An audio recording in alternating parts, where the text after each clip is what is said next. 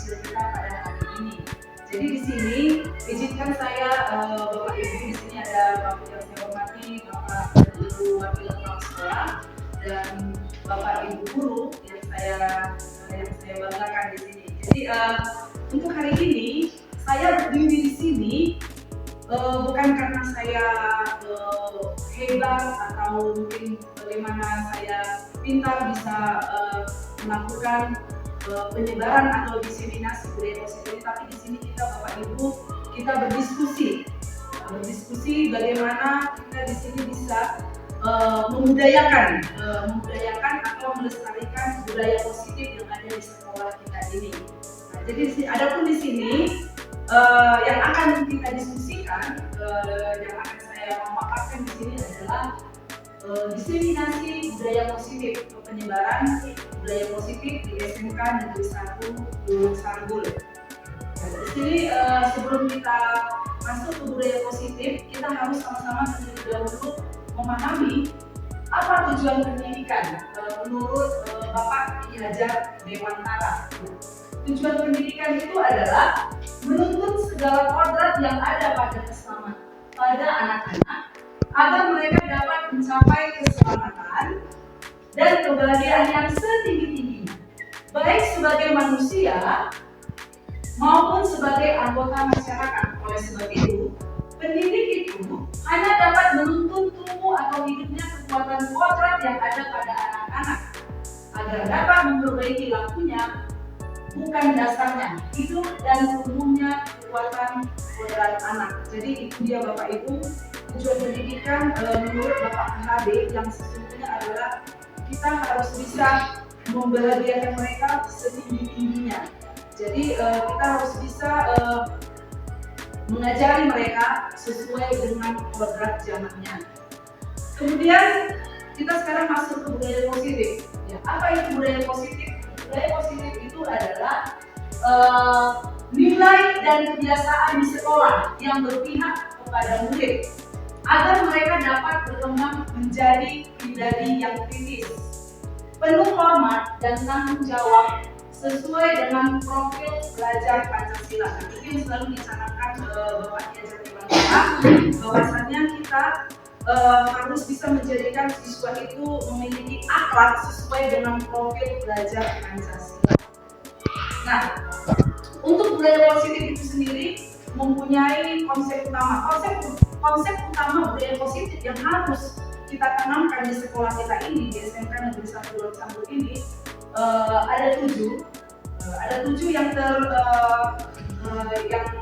terpapar, yaitu yang pertama perubahan paradigma belajar, yang kedua adalah disiplin positif, yang ketiga kebutuhan dasar manusia, yang keempat motivasi perilaku manusia, yang kelima restitusi posisi kontrol guru, yang keenam adalah keyakinan kelas, sedangkan yang ketujuh adalah segitiga restitusi. Jadi Bapak Ibu, ketujuh ini seharusnya kata Bapak HD, dan ini yang sedang kita geluti, apalagi seperti saya di guru penggerak ini harus bisa menanamkan ketujuh konsep utama budaya positif ini harus kita tanamkan di lingkungan sekolah kita ini supaya terwujudnya budaya positif di sekolah kita ini.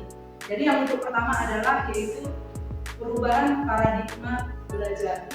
Perubahan paradigma belajar itu dalam membangun budaya positif, sekolah dapat menyediakan lingkungan yang positif, aman, dan nyaman agar siswa mampu berpikir, bertindak, dan menciptakan dengan merdeka, mandiri, dan bertanggung jawab. Kemudian disiplin sangat berkaitan dengan kontrol hukum terhadap siswa. Nah, jadi ini yang selalu sulit terhadap Bapak Ibu yang harus kita tanamkan anak-anak kita ini, masalah disiplin. Oke. Nah, jadi di sini bisa kita lihat di sini ada di sini ilustrasi supaya kita tahu apa sih maksudnya dari paradigma belajar ini. Ini bisa kita bayangkan untuk kita diri sendiri Bapak Ibu di slide jelas tertera, mari kita sama-sama mencermati. Anda dan teman Anda akan melakukan kegiatan kita dengan teman kita, bisa kita bayangkan. Jadi judulnya adalah cobalah buka. Seperti Bapak Ibu, sama-sama kita lihat. Anda adalah A. Tugas Anda adalah mengepalkan salah satu tangan Anda. Coba Anda bayangkan bahwa Anda menyimpan sesuatu yang sangat berharga di dalam kepalan tangan Anda. Di dalam kepalan tangan kita ini ada sesuatu yang berharga. Nah, Anda perlu menjaga benda tersebut sekuat tenaga Anda karena begitu pentingnya untuk kehidupan Anda. Nah, tugas B ini teman kita adalah mencoba dengan segala cara untuk membuka kepalan tangan Anda. Teman Anda B ini bisa melakukan apa saja, misalnya membujuk, menghardik, mengintimidasi, memarahi, menggoda, mengkritik, bahkan menawari Anda dengan uang agar dapat bersedia membuka kepalan tangan Anda. Jadi seperti ini dia Ibu. Misalnya kita ada, kita bayangkan kita memegang sesuatu yang ada di dalam kepalan tangan kita. Nah, teman kita ini ingin mengetahui, dia artinya kepo lah, seperti itu. Dia mau tahu apa sih dalam tangan. Jadi dia segala cara dia akan bisa lakukan. Nah, jadi seperti itu dia gambaran untuk paradigmanya. Jadi kita di sini berupaya juga untuk menjaga bagaimana supaya tangan kita ini tidak bisa dibuka oleh teman kita. Jadi kita mempunyai cara untuk mempertahankannya, dan teman kita itu juga mempunyai cara, bahkan tadi di sini dipaparkan sampai menggunakan uang agar kita bisa. Jadi di kehidupan kita sehari-hari pun seperti ini juga yang dapat. Nah, jadi ini dia ada perubahan paradigma belajar menurut William Glasser. Artinya ini tidak lepas dari teori kontrol. Nah, di sini juga bisa kita lihat Bapak Ibu, dari pemaparan tadi tersebut, ilustrasi itu, ilusi guru dapat mengontrol guru. Jadi bisa di situ bagaimana sih cara kita bisa melihat, bisa mencari tahu, bisa dapat kita membuka kepalan tangan yang dipertahankan oleh teman kita tadi. Jadi di sini dituntut adalah ilusi guru mengontrol murid. Yang kedua adalah ilusi bahwa semua penguatan positif, efektif, dan bermanfaat. Nah, yang ketiga adalah ilusi bahwa kritik dan membuat orang merasa bersalah dapat menguatkan karakter tersebut. Nah, yang terakhir adalah ilusi bahwa orang dewasa memiliki hak untuk memaksa. Nah, jadi ini dia Ibu perubahan paradigma belajar. Nah, kemudian yang kedua ada tadi itu gaya positifnya adalah disiplin positif. Nah, apa itu makna disiplin? Jadi menurut Bapak Ibu, apa sih yang dimaksud dengan disiplin? Apa itu disiplin? Yang kita tahu lah selama ini disiplin itu apa? Tepat waktu. Ya, itu contoh dari disiplin tepat waktu menurut Ibu Masmur. Ya, coba Ibu Ici. Taat pada peraturan. Iya, taat pada peraturan. Yes. Kemudian siapa lagi? Bapak Virgo? Iya. Tanggung jawab. Iya. Jadi berkaitan semuanya ya Bapak Ibu ya. Jadi kita sama-sama lihat apa sih makna disiplin yang sebenarnya adalah. Disiplin adalah kemampuan dan memerintah diri sendiri dalam mengontrol dan menguasai diri untuk memenuhi tindakan yang mengacu pada nilai-nilai kita hargai dengan penuh tanggung jawab tanpa perintah orang lain. Nilai-nilai kita hargai adalah nilai kebajikan, yaitu sikap positif manusia yang merupakan tujuan mulia yang ingin dicapai setiap individu, yaitu nilai-nilai dalam profil belajar Pancasila. Nah, jadi artinya disiplin itu adalah kemampuan kita dalam memerintah diri sendiri. Artinya apa itu? Inisiatif ya. Disiplin itu tanpa diperintah, tanpa ada aturan yang mengikat kita, harusnya disiplin itu sudah bisa kita tanamkan kepada diri kita sendiri atau kepada siswa itu sendiri. Oke, selanjutnya yang ketiga adalah kebutuhan dasar manusia. Ya, kebutuhan dasar manusia ini ada 5 Ibu. Ini kebutuhan dasar manusia, artinya kebutuhan dasar siswa. Siswa itu dia butuh kebutuhan untuk bertahan hidup atau survival. Kebutuhan untuk bertahan hidup. Yang kedua adalah dia butuh cinta dan kasih sayang atau belonging. Yang ketiga dia butuh kebebasan atau freedom. Yang kelima keempat dia butuh kesenangan, yaitu fun. Yang terakhir dia butuh kekuasaan, power. ini yang harus ibu sama-sama betul. Saya pun baru tahu juga seperti ini setelah mengikuti pendidikan di CIB, bahwasanya kita juga harus mengerti apa sih yang menjadi kebutuhan dasar siswa tersebut. Ini ada 5 itu yang harus kita pahami dan harus kita mengerti. Oke, selanjutnya ini ada dia supaya dia bisa kita tahu ilustrasinya dari kebutuhan dasar manusia itu.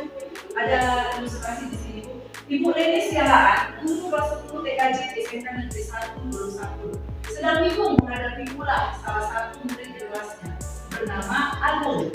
Beberapa anak datang dan menurunkan Agung yang seringkali meminta bekal makan siang dengan terpaksa kepada teman-temannya.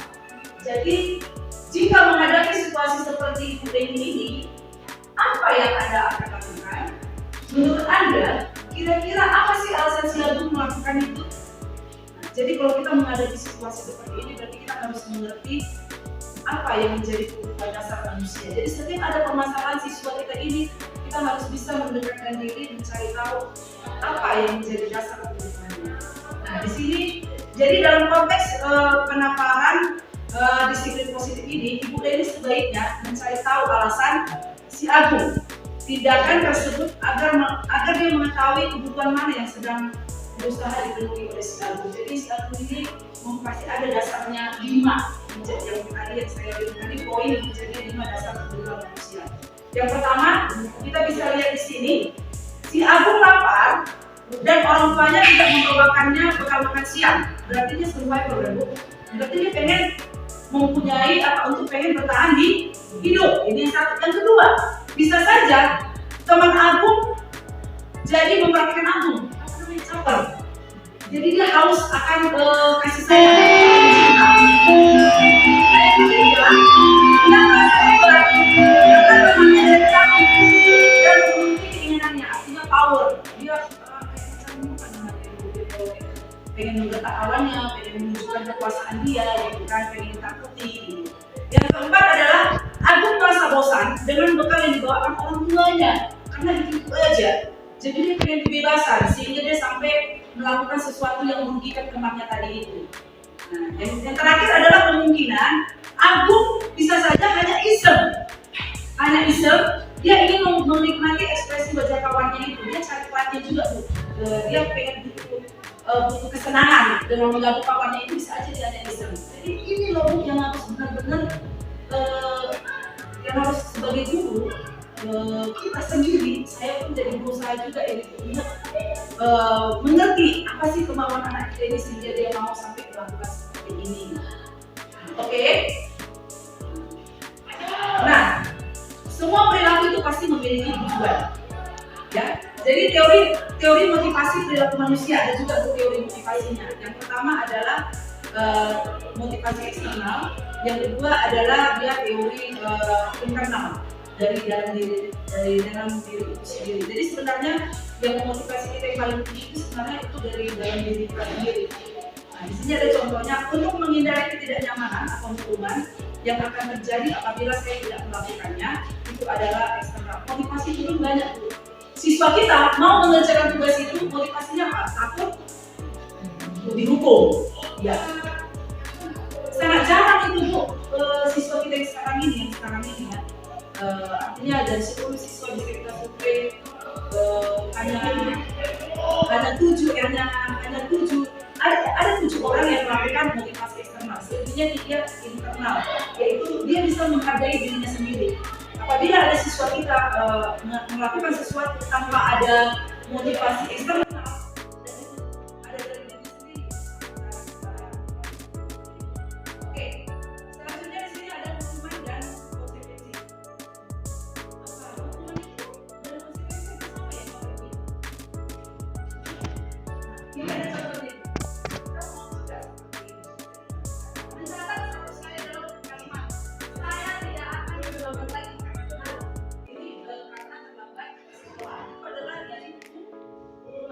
Lari mengelilingi lapangan basket 2 kali karena teman akan di sekolah itu adalah dari hukuman. Bisa kita lihat misal juga untuk dari hukuman menggantikan kertas teman yang dicoret itu adalah hukuman. Nah, ini ada konsekuensi.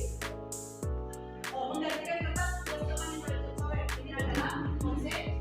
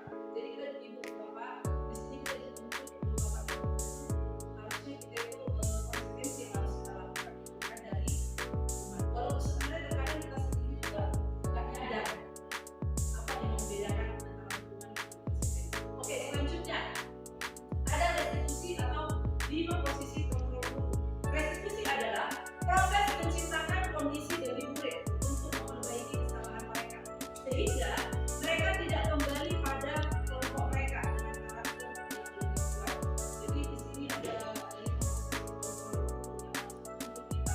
bagaimana kita memposisikan posisi kita sebagai guru. Ada di 5 posisi. Yang pertama adalah penghubung, yang kedua guru menjadi penghubung, yang kedua pembuat merasa bersalah, yang ketiga adalah kita bisa dijadikan sebagai teman, yang keempat pemantau, yang terakhir adalah manajer. Jadi sebenarnya untuk pemaparan kita posisi kontrol ini kita dibuat posisi menjadi seorang manajer. Nah itu sama-sama kita lihat ya posisi kontrol untuk sebagai penghubung. Di sini ada penjelasannya. Guru percaya bahwa caranya paling baik untuk dan saya juga mengalami saya juga pernah posisi menjadi. Yang kedua, guru menggunakan mengkritik maupun coba. Contohnya, kamu salah terus. Selalu kau yang paling berhasil melakukan tugas. Patuhi aturannya ya. Awas. Sering kan? Nah itu berarti posisi kita sebagai umum. Di sini kita sama-sama kita diajak untuk menilai siapa kita. Lalu kedua adalah membuat rasa bersalah tadi.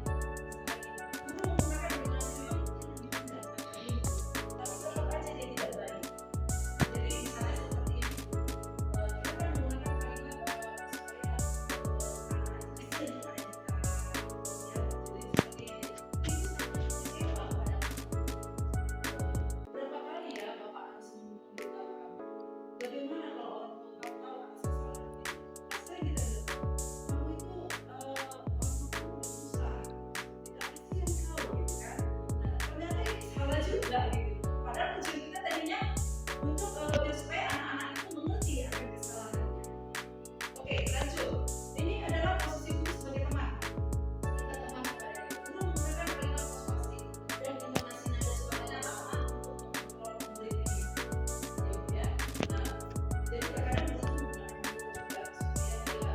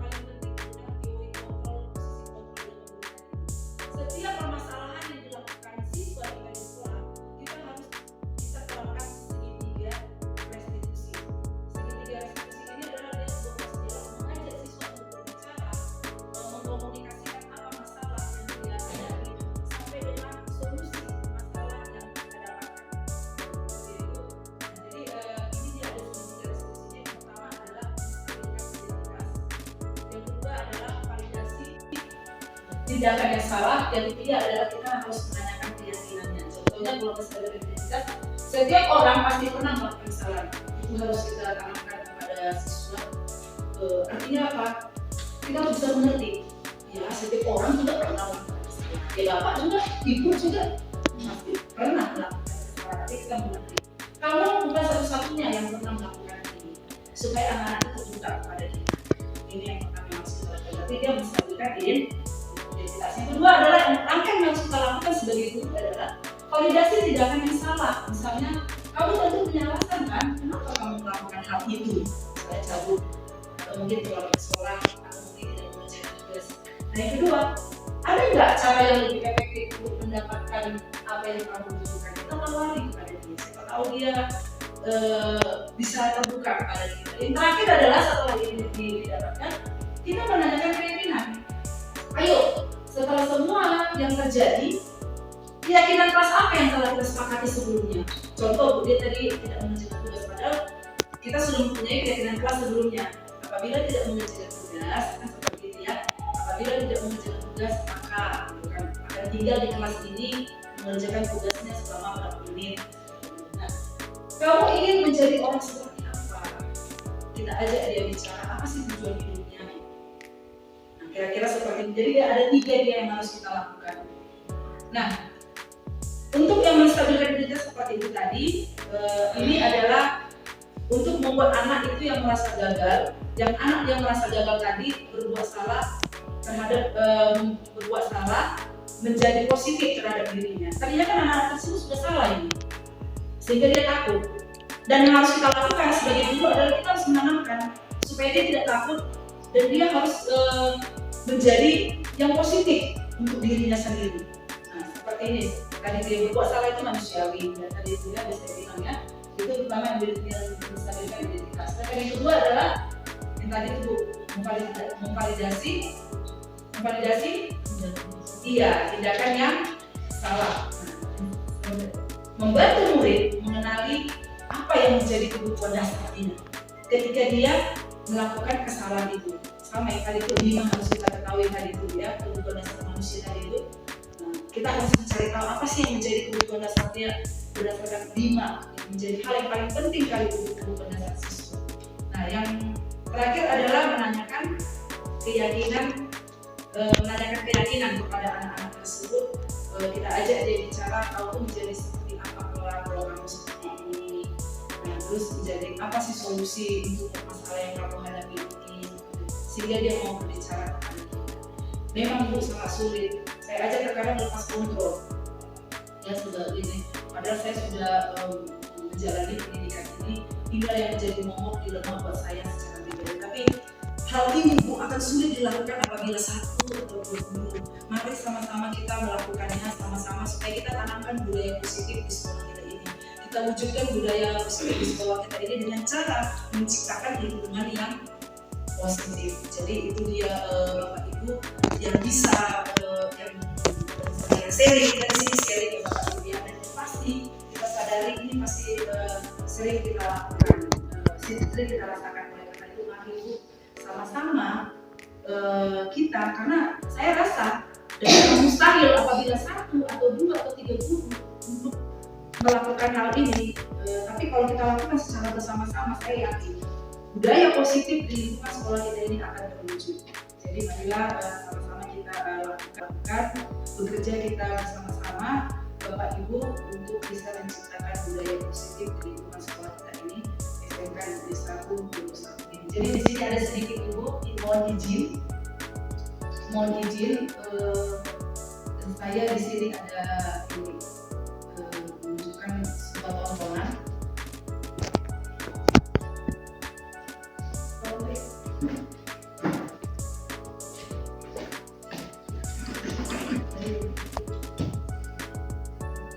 Atau monitor belajar. Untuk lebih memahami kelima posisi tersebut, mari kita saksikan kasus Naren yang terlambat hadir 20 menit di sekolah dan melihat bagaimana kelima posisi kontrol dalam menghadapi masalah tersebut.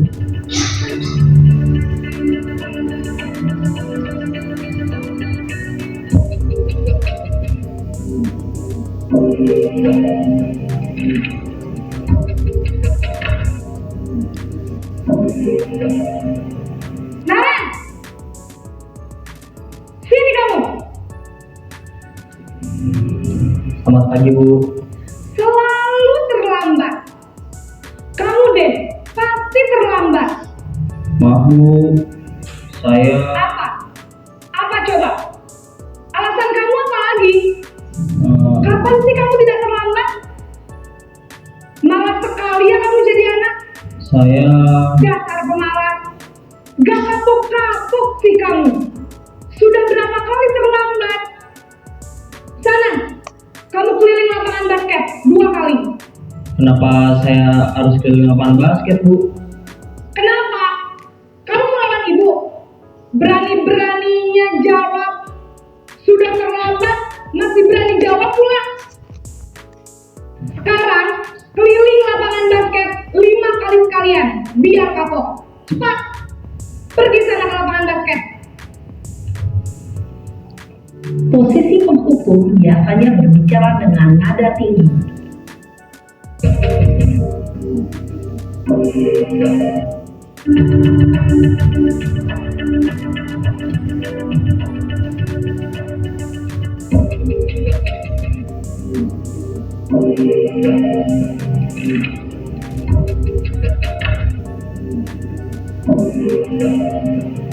Naren!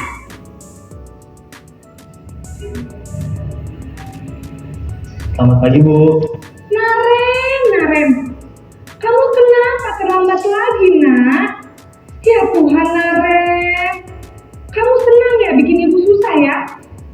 Kalau kamu terlambat lagi, nanti ibu yang sekolah, nak. Disangka ibu tidak bisa membina kamu. Duh, gimana ini? Maaf, Bu. Duh, Gusti Naren. Kamu suka ya kalau ibu ditegur bapak kepala sekolah? Terus, sekarang ibu harus tulis apa ini di buku absen? Ini kamu sudah sering terlambat loh. Ibu harus apa coba? Maaf, Bu. Maaf sekali. Ya sudah, lain kali jangan bikin ibu susah lagi ya, nak ya. Ibu tidak akan sekolah bisa begini terus. Bisa jantungan kalau ibu ditegur bapak kepala sekolah. Sana cepat kelas. Maaf ya, Bu. Maaf sekali.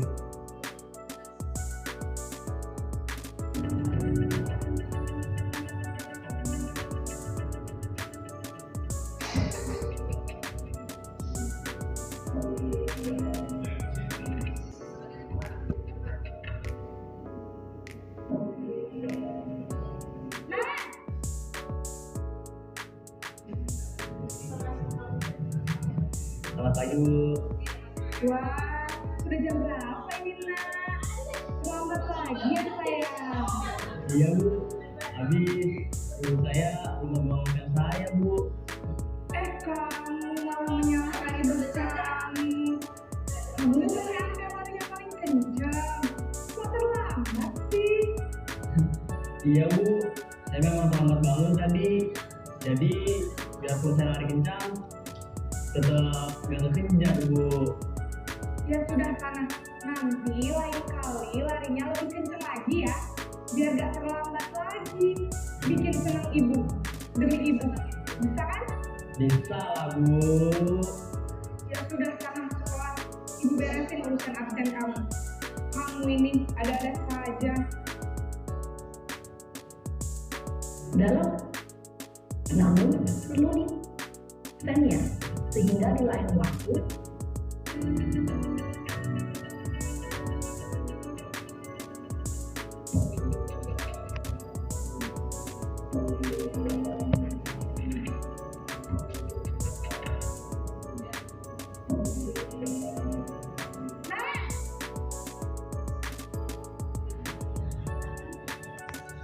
Selamat pagi, Bu. Naren, apa pelajaran sekolah kita tentang jam berapa kita harus masuk sekolah, nak? Kita harus di sekolah jam 7, Bu. Iya betul, sekarang sudah jam 7.20. Naren sudah tahu konsekuensinya jika terlambat hadir. Paham, Bu. Saya harus tinggal kelas jam istirahat selama 20 menit. Iya benar, konsekuensinya demikian. Jadi nanti jam 9.30 pas istirahat, kamu harus tinggal di kelas, kerjakan tugas tambahan untuk ketertinggalan kamu, ya. Baik, Bu.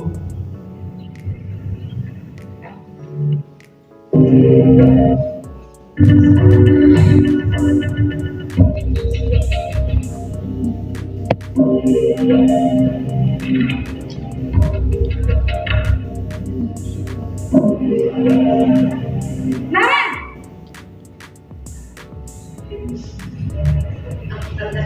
Selamat pagi, Bu. Selamat pagi, Naren. Maaf, Bu. Saya terlambat. Iya, sekolah masuknya jam 7, sekarang sudah jam 7.20. Jadi sekarang bagaimana ini, Naren? Maaf, Bu. Saya lupa setel alarm saya semalam. Baiklah, menurut kamu, keyakinan sekolah yang mana yang perlu kamu tingkatkan?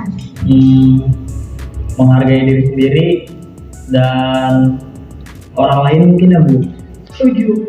Jadi, apakah Naren meyakini prinsip saling menghormati tersebut? Iya, Bu. Saya meyakininya. Apakah Naren bersedia memperbaiki masalah keterlambatan ini? Bersedia, Bu.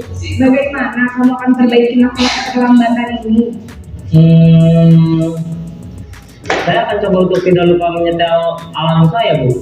Baik, kalau Naren lupa menyetel alarm di rumah, ada orang yang kira-kira bisa bantu mengingatkan tidak? Ada, Bu. Kakak saya, Kak Emma. Ada lagi selain Kak Emma? Selain Kak Emma, ada ibu saya. Baik, jadi yang mengingatkan Naren adalah Kak Emma dan ibu kamu, ya? Kira-kira akan mulai setel alarm kapan nih, Naren? Setelah pulang sekolah, akan segera saya lakukan. Baik, jadi Naren akan setel alarm untuk bangun besok pagi dan akan diingatkan oleh kakak dan ibunda Naren, ya. Ada lagi yang mungkin perlu dilakukan, Naren, agar tidak terlambat bangun lagi? Tidak ada, Bu. Baik, Naren, terima kasih untuk kerjasama kamu. Sekarang kamu perlu kembali ke kelas untuk belajar. Baik, Bu. Terima kasih. Kasus pertama, Sebriana sering datang terlambat, sehingga banyak pelajaran tertinggal. Berikut adalah skenario penyelesaian masalah menggunakan segitiga restitusi. Sebriana, tadi Ibu dengar dari Ibu pikir kamu sering datang terlambat ya? Iya, Bu. Menurut ingatan kamu, sudah berapa kali kamu terlambat? Sudah 7 kali, Bu. Dan terlambat itu sudah kesalahan. Iya, baik Sebriana. Berbuat kesalahan itu setiap orang pasti pernah berbuat kesalahan. Yang terpenting kita mau belajar dari kesalahan. Kita harus berusaha untuk memperbaikinya. Apa kamu setuju? Setuju, Bu. Sebriana, kita cari solusinya bersama ya. Iya, Bu. Sebriana sering datang terlambat, pasti ada alasannya. Kenapa sih Sebriana sering datang terlambat?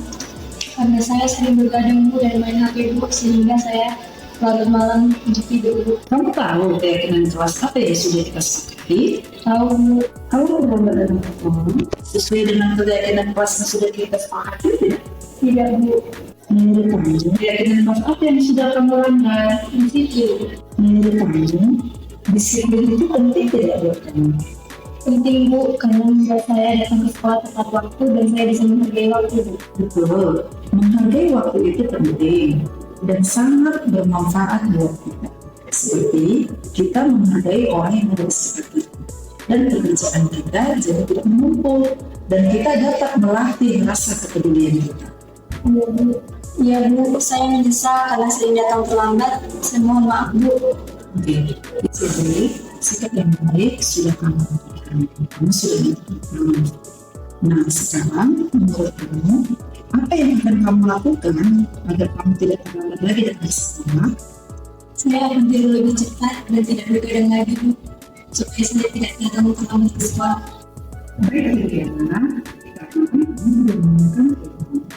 Nanti kamu akan bekerja sama dengan orang-orang kamu ya, supaya kamu tidak terlambat lagi dalam bersekolah.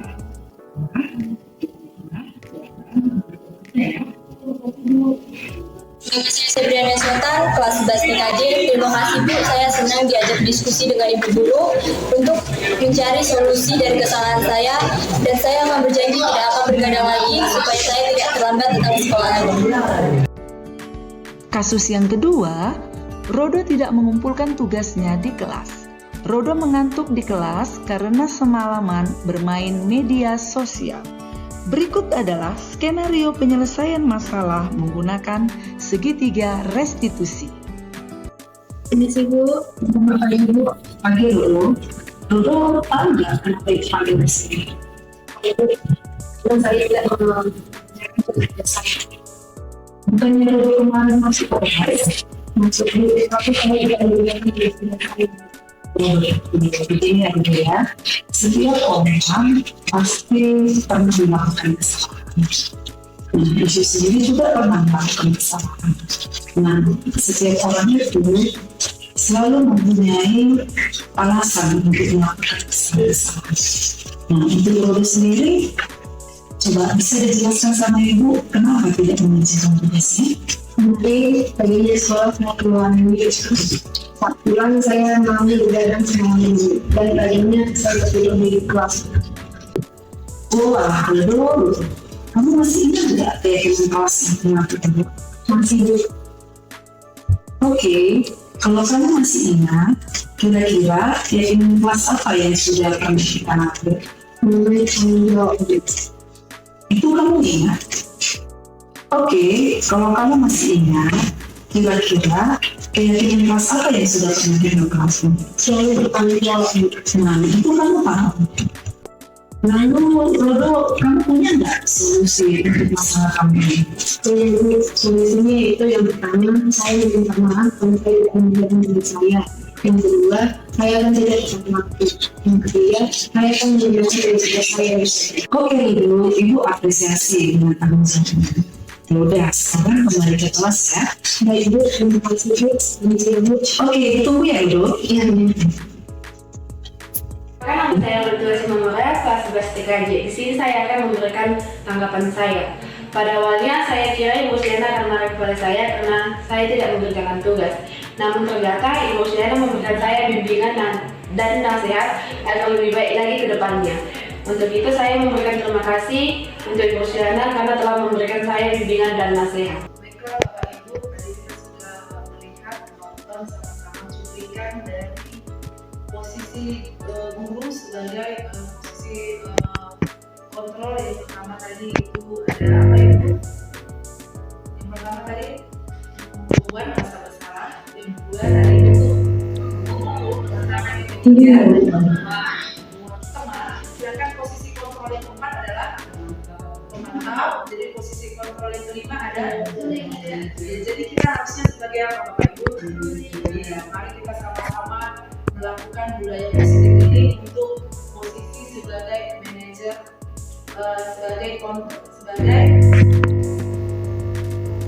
Miliki sikap sebagai manajer, posisi kontrol dulu sebagai manajer, dan kita harus bisa menerapkan segitiga restitusi, bisa menghadapi atau mengerjakan atau dikatakan untuk menghadapi siswa-siswa kita, apalagi siswa kita yang sedang menghadapi masalah. Mari kita sama-sama disiplin yang positif.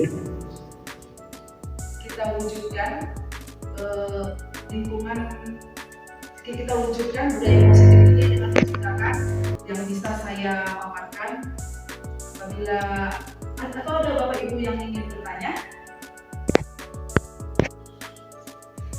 Pas.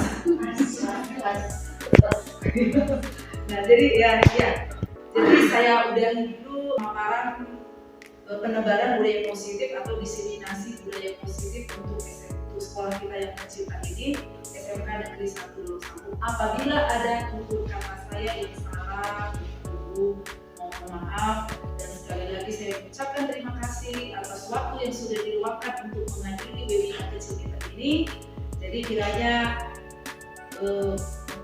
diseminasi atau penebaran budaya positif ini bermanfaat bagi kita semua. Terima kasih.